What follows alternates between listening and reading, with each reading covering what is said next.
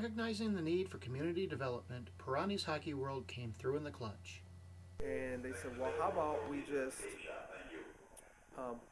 supply the kids head to toe with brand new equipment. I'm like, no way.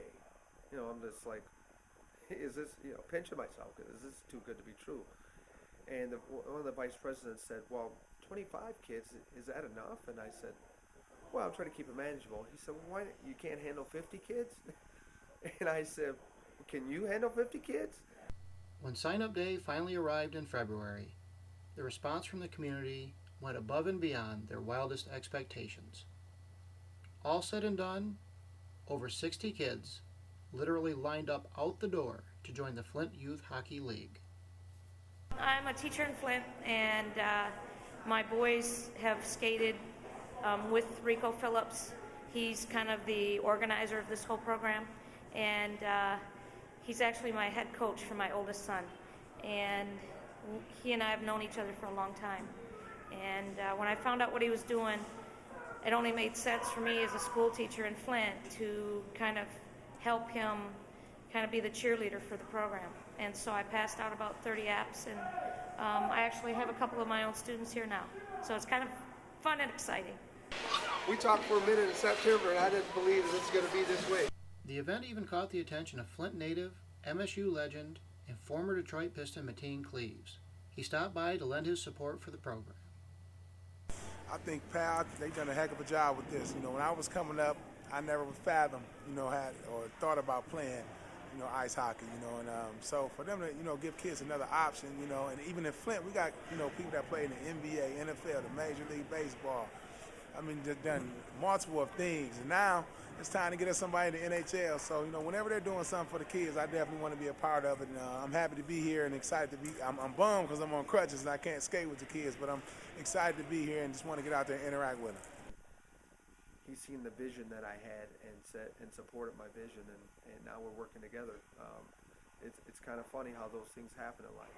You have to be a special kind of person. I know that sounds cliche, but you have to be a special kind of person to work with the children the way that he does. I've watched him. I actually sat and watched him at Burston one time, and he didn't know it. And I noticed that he has his whole family involved. My kids were the first kids in P.A.L. They were the first ones that an actual application was signed up. My wife, who has backed me 100% on this, and it's like the assistant CEO of P.A.L. To see someone like Jesse Carpenter take it over and have the interest, the energy, he's hungry for it.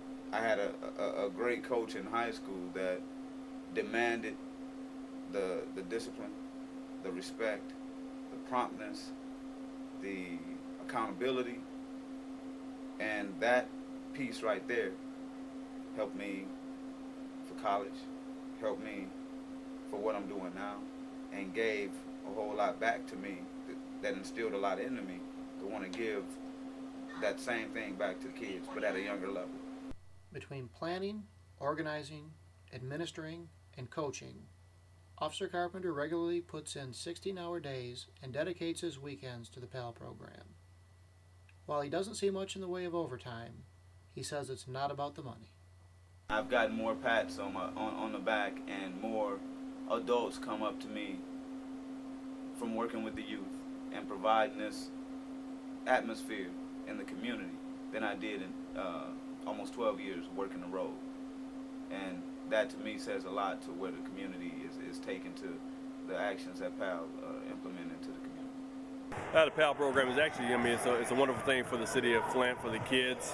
When you start the kids at a younger age, it really gets them involved, it gets them engaged, it gets them to really understand the sport, the discipline of the sport.